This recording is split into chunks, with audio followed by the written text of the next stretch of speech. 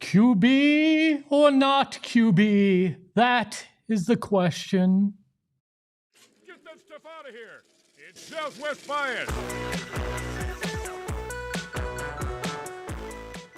Welcome into another edition of Southwest Bias, brought to you by our friends at the Husband and Wife Law Team. If you've had a serious injury, call the Husband and Wife Law Team first at 602-783-8841 or visit their website at husbandandwifelawteam.com. And we are live from Studio K. Got the point kind of right. Brought to you by our friends at Circle K. Become a member of the Inner Circle today for free by downloading the Circle K app. I am not very fond of putting together puzzles. Not one of my favorite things to do. My parents have gotten into it in their older age. They enjoy doing that. My daughter enjoys a puzzle from time to time. It's just not something that really interests me in any way. The only way I can do a puzzle is if I have the box top right in front of me and I use it to figure out how the hell to put the whole thing together. The Arizona Cardinals had the box top right in front of them during Super Bowl Sunday and the puzzle that they're trying to put together and how to win with new head coach Mike LaFleur. Yeah, it sucks to watch your division rival win a Super Bowl. It sucks that now you become the only team in your division not to have won multiple Super Bowls. In fact, you've been to one Super Bowl while everybody else in your division has won at least two of them. It's not a fun place to be. In fact, it sucks. But how do you get out of that? And don't tell me get a new owner, because guess what? That's not going to happen. So let's look at the puzzle box that was in front of us a little bit last night. Yeah, the Super Bowl sucked in general, but there were some things to glean from it. One, you don't have to have a world-beating quarterback to win. You just have to have a smart offensive play caller and a quarterback that's not going to kill you. That's where I think you got to look at some of the veterans on the market. Now, we saw Drake May crap his pants in the Super Bowl. That's a young guy, and I'm sure he'll figure it out in the long run.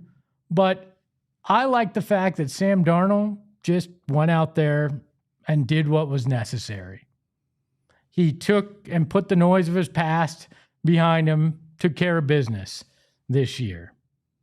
I think the Cardinals can find a quarterback like that, a good enough quarterback that can run LaFleur's system, that does it well enough, that gives you enough offense to get where you need to go.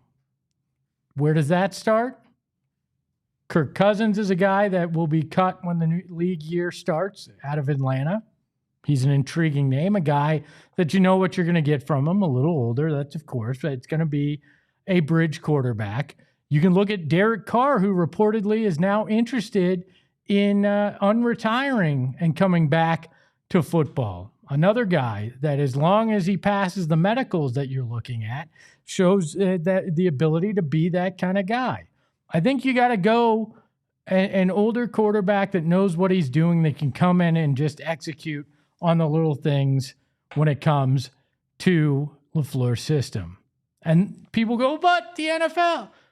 There's been plenty of guys that have been like that have had success. In fact, here in Arizona, you got two retreads that wound up having the best success you've ever had. Kurt Warner and Carson Palmer. So I think it's something you consider. You've seen it work. Now, none of it works, though, if you don't follow the other things that we learned from this Super Bowl. You have to have a very good offensive line.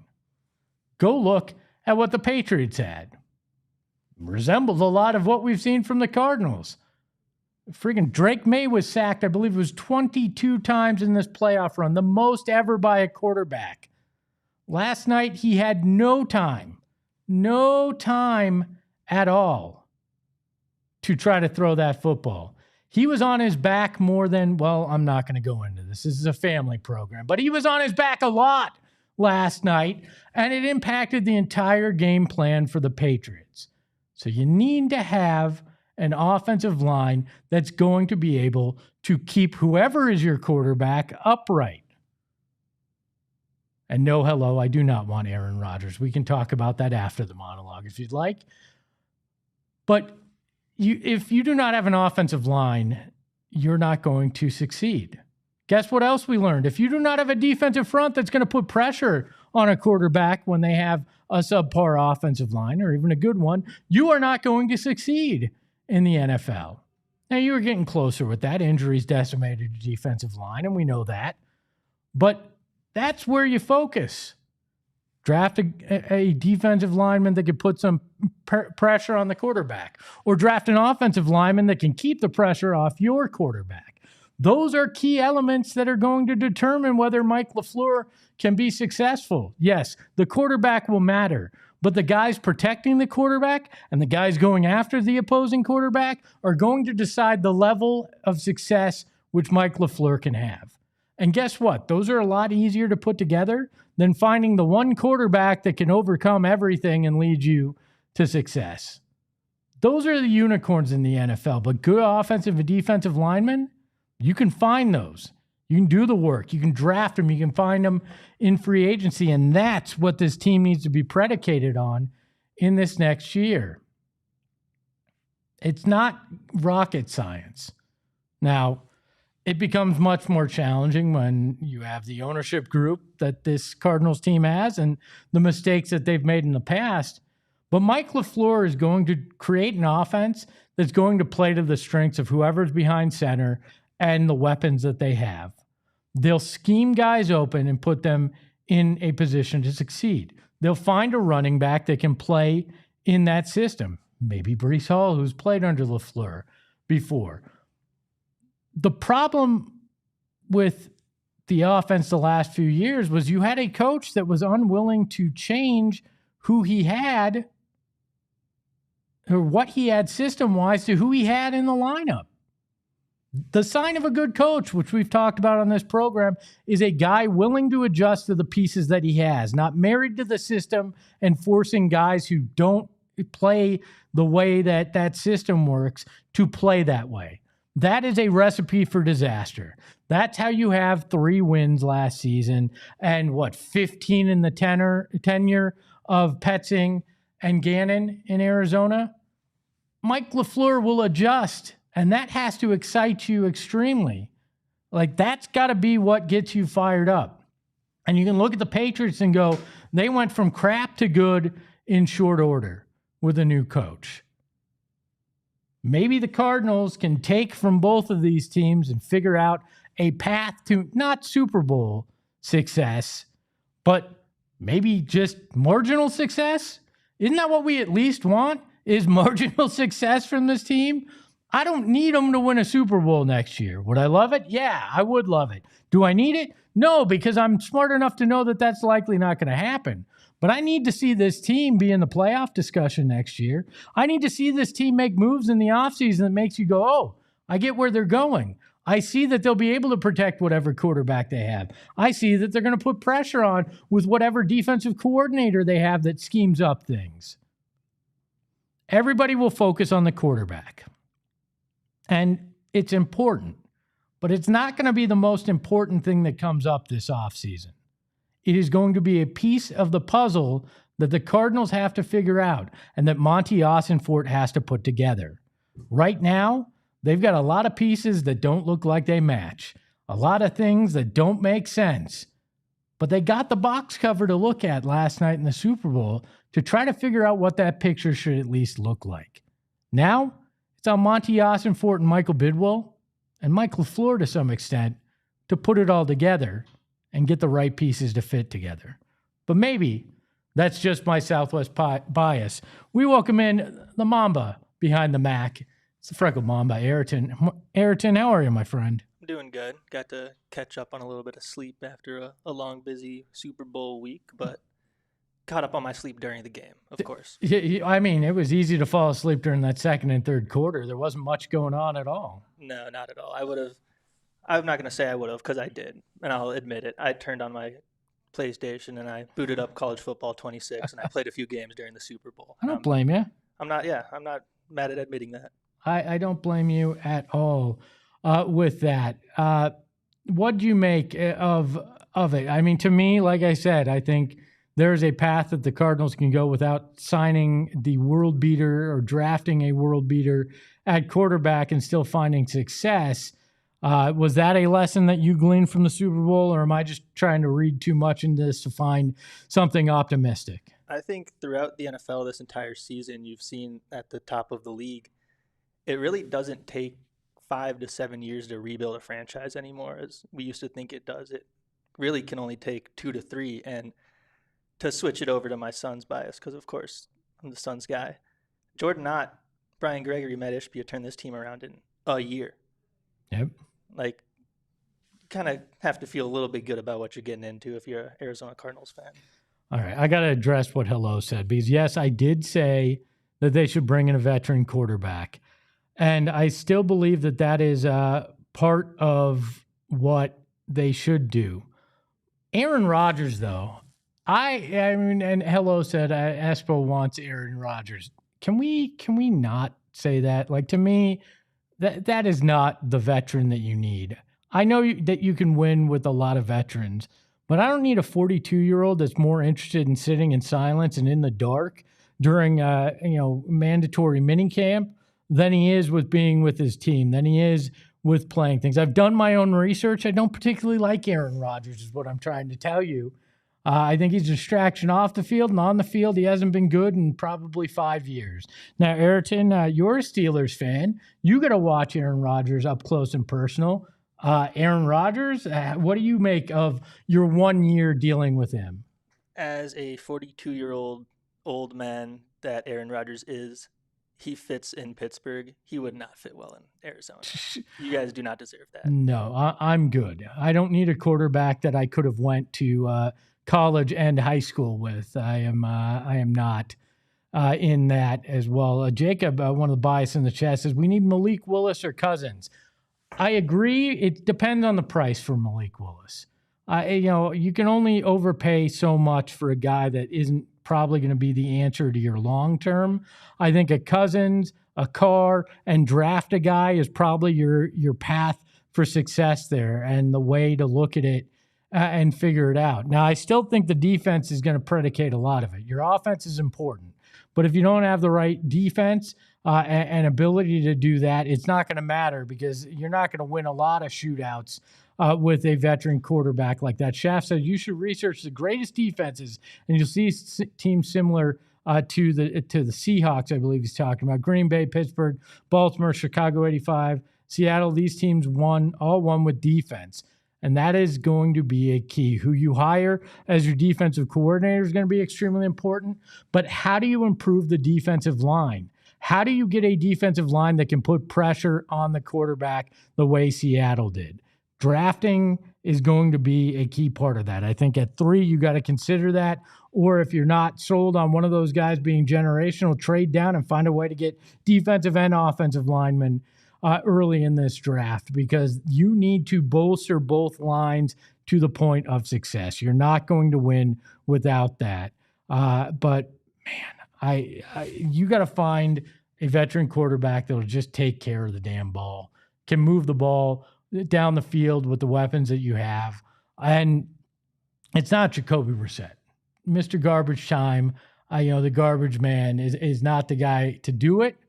You can be a nice backup to whoever you have, with the young guy being third string and maybe moving up to second, but can't be Jacoby.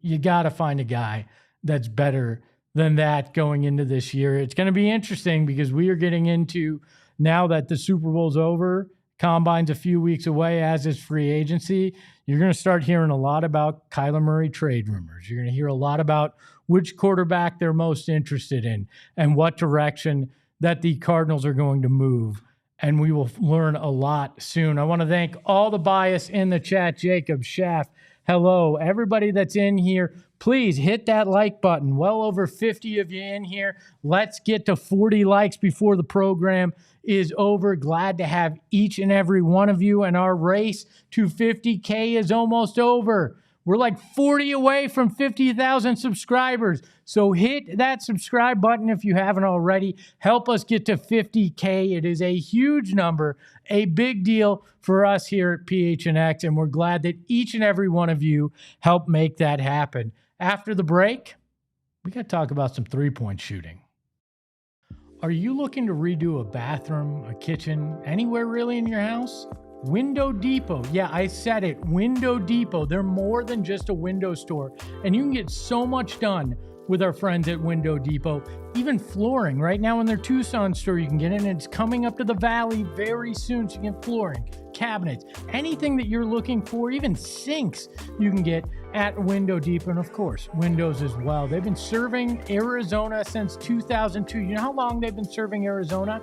I was in high school when they started serving Arizona. That's right, high school, and you see how old I am now. So they know what they're doing. They're Arizona made and locally trusted, so you want to get things done. I'm going to redo a bathroom. I keep talking about it, I promise you.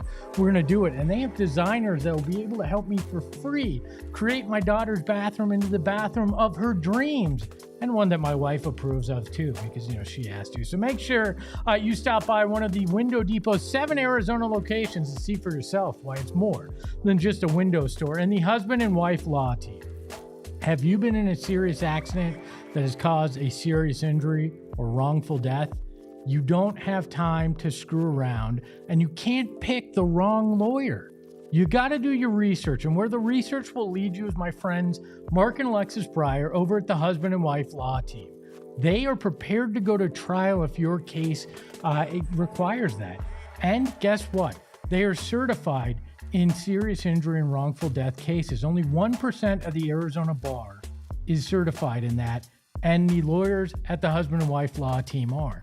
They take your case seriously. They guarantee that you can talk to your lawyer at any time, and they guarantee that you're going to get more in your pocket than they get to take care of their bottom line. So if you've had a serious injury, call the husband and wife law team first at 602-783-8841 or visit their website at the link in our show notes and tell them PHNX sent you.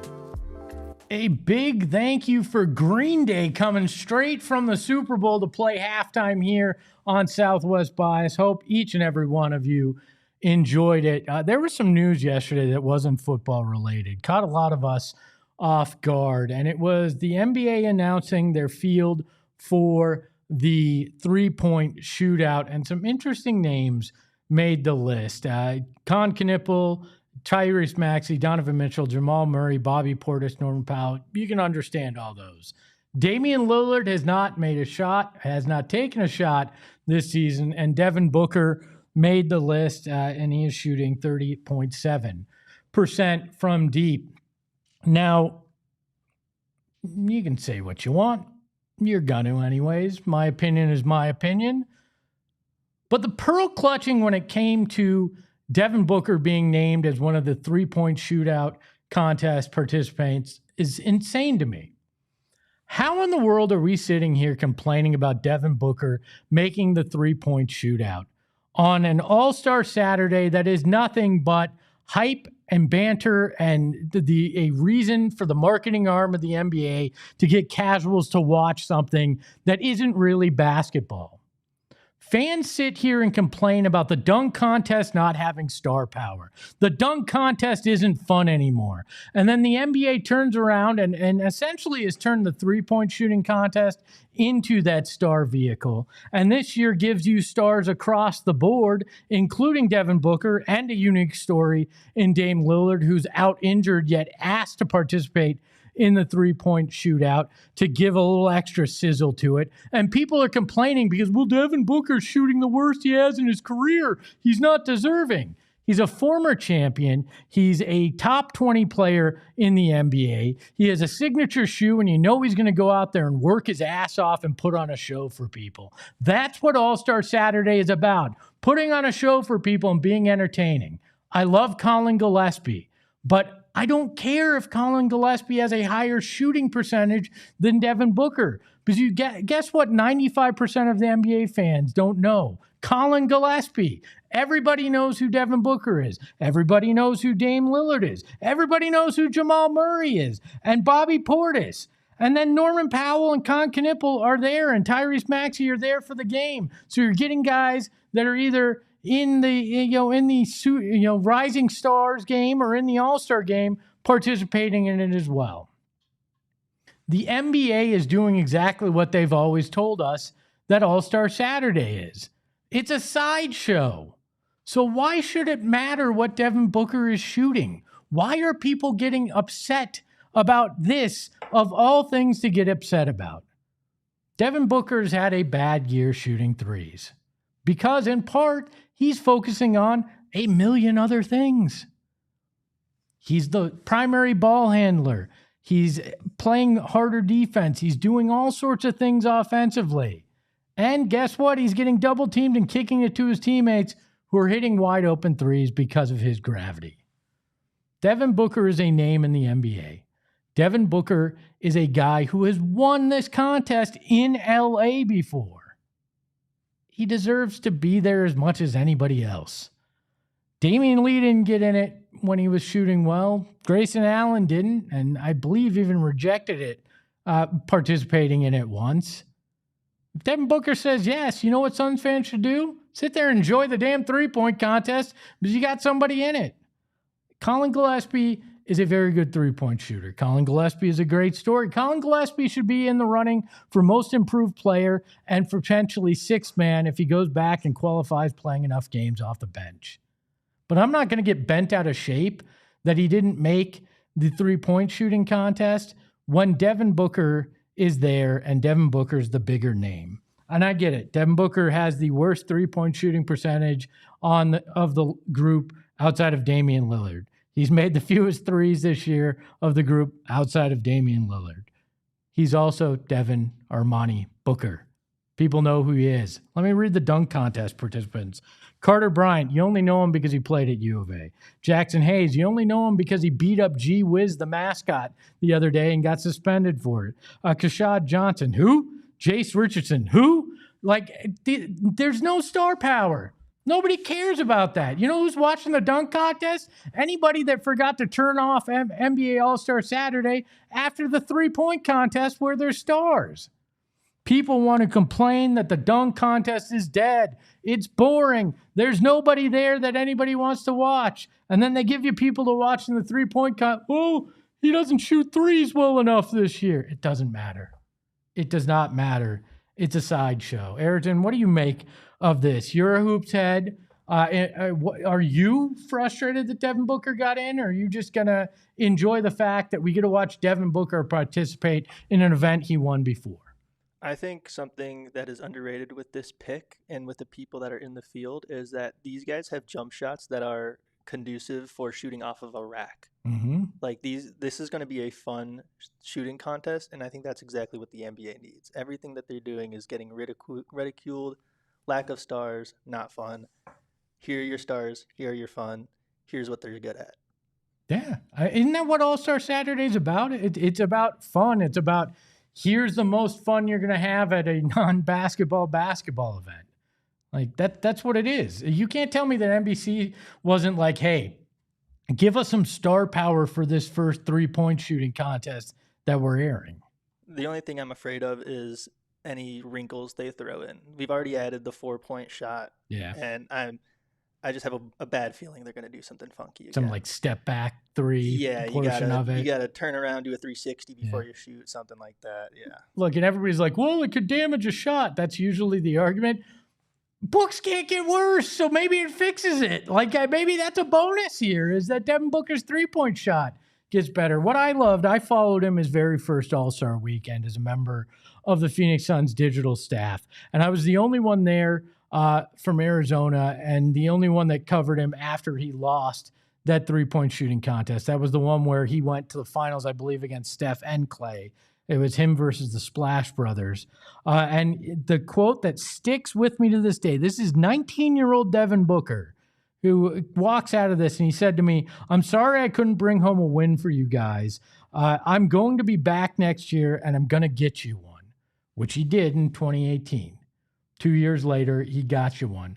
And he's going to go out there and compete because that's the only gear this guy knows is how to freaking compete. And that's what people should be excited about, is they get to watch Devin Booker go out and compete and will bring that ruthlessness that he brings to the court during three-point contest and making that All-Star weekend a little bit better. That's not the only thing Devin Booker got to celebrate on Sunday, though.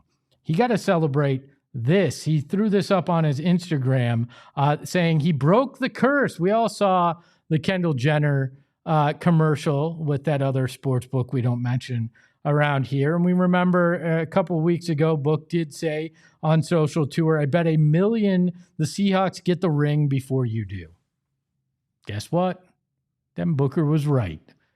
And he got to win some money thanks to trolling Kendall Jenner and the entire commercial that she made, giving NBA guys she dated a hard time. So congratulations. Oh, and Devin's ankle's better too. So apparently the other thing he said to her helped out as well. So Devin's back on the court. Devin's got some more cash, and he's going to be competing this Saturday in the three-point shooting contest. I'd say that wasn't a bad day off. Oh, and he went to Waste Management Open and enjoyed time out there enjoying the golf. I think Devin had a pretty damn good Sunday. One other note coming out of the NBA, it sounds like that they are on the verge of approving expansion. They're going to vote on it this summer. Seattle and Las Vegas are the two cities that are likely going to get expansion.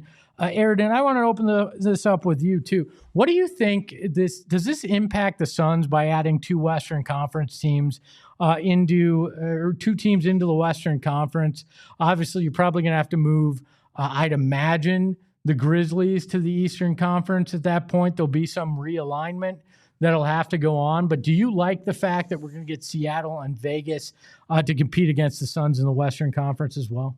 I think the NBA has long needed expansion for years, so this is long overdue, and I'm all for it. I think Suns-wise, it's going to put two teams below us in the standings for a few years. I think that's pretty good. That's good. One thing positive, too, is that we don't have any of our picks. So when those two teams get their allotted expansion team slots in the next draft of whatever picks 4 and 5, that won't affect us. That won't push us back any crazy number or whatnot. So I don't know. It's fun. Change is fun. I love expansion drafts. I love the whole excitement of what are the uniforms and the logos going to look like. I love the fact that the Seattle Sonics or the Supersonics, I don't know which way they'll go with it, will be back in the fold in the NBA. It's better when Seattle's part of it, and I love the rivalry the Suns had with Seattle over the years. I hope they rekindle that. I love that we're going to be able to chant "Beat LAS" or LA for Las Vegas, because it's another rival close that hopefully you can kick their ass for a while. That adds another wrinkle to having two Southwest teams now with the Suns and whatever Vegas will be called if they approve it.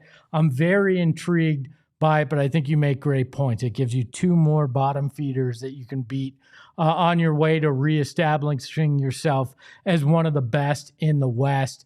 And I really hope that will be the case. I don't know, though. I would have liked to see, and we talked about this before the show, I don't know that New Orleans is long for that city. So I probably would have preferred a relocation maybe to Seattle.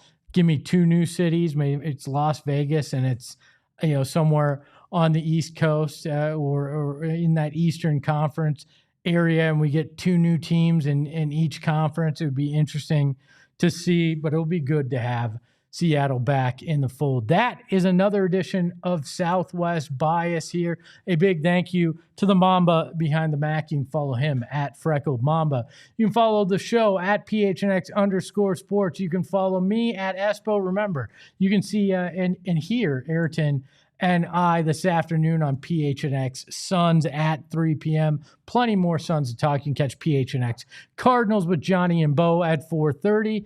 And you can catch us right back here at 11 a.m. tomorrow live with another Southwest Bias. And remember, fix your offensive line, then find a quarterback. Ahoy, hoy.